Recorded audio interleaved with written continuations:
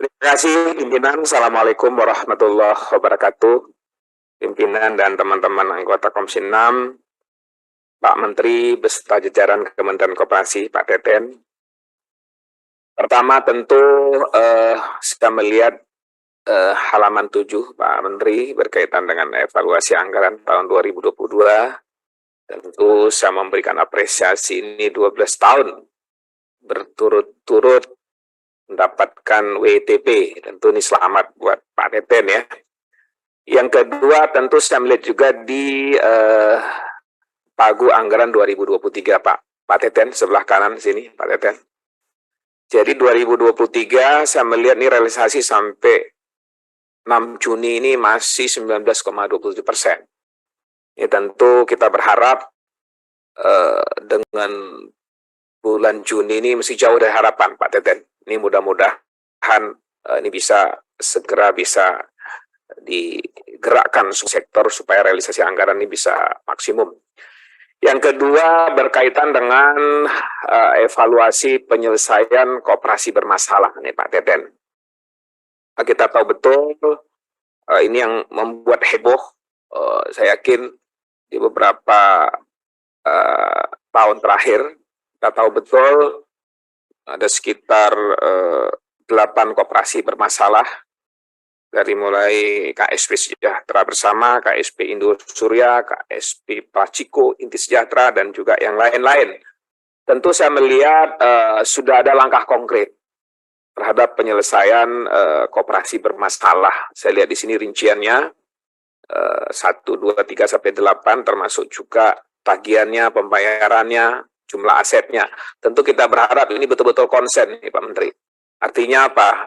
Saya lihat di sini ada satu lagi koperasi yang terakhir nih, koperasi Berkah ini masih posisi pembayarannya masih 0 nih Pak Teten. Ini seperti apa ini langkah-langkah?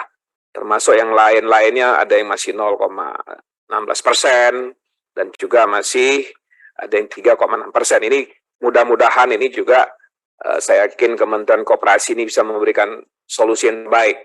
Kita tidak mau berharap kejadian dengan yang lain Pak Teten, seperti kejadian seperti Jiwasraya yang akhirnya juga membebani negara ya melalui APBN ya.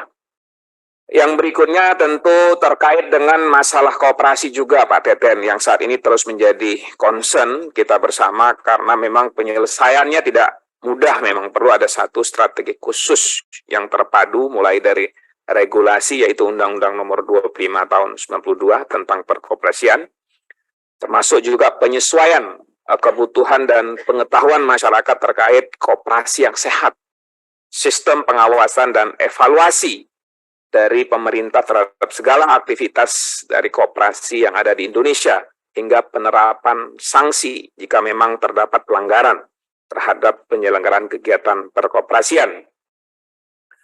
Tentu Kementerian Koperasi dan UMKM menjadi tonggak utama dalam mengatur tata kelola koperasi di Indonesia. Saya ingin mendapat gambaran Pak Teten, bagaimana hal ini sudah dikomunikasikan belum dengan kementerian lembaga ya tertentu yang berkaitan dengan koperasi, misalnya seperti OJK, PPATK, dan kepolisian.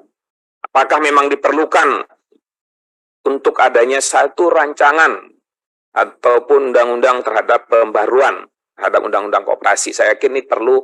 Kita tahu betul sudah dari tahun 92 ini undang-undang koperasi ini saya pikir masih banyak celah-celah yang harus kalau memang perlu direvisi Pak Menteri ya, sehingga undang-undang ini betul-betul juga memberikan segala sesuatu yang berdampak positif terhadap perkembangan koperasi di Indonesia. Kemudian yang terakhir Pak Teten, saya melihat kegiatan Pak Teten beberapa hari yang lalu di Aceh. Saya berharap nanti kalau ada kegiatan di Dapil, tolong kami juga dikasih tahu Pak Teten, kami diundang.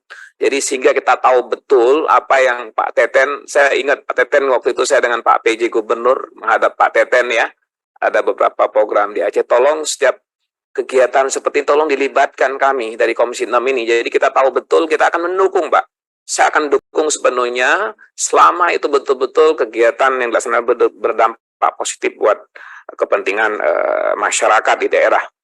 Ini beberapa hal pimpinan yang ingin saya sampaikan. Terima kasih. Assalamualaikum warahmatullahi wabarakatuh.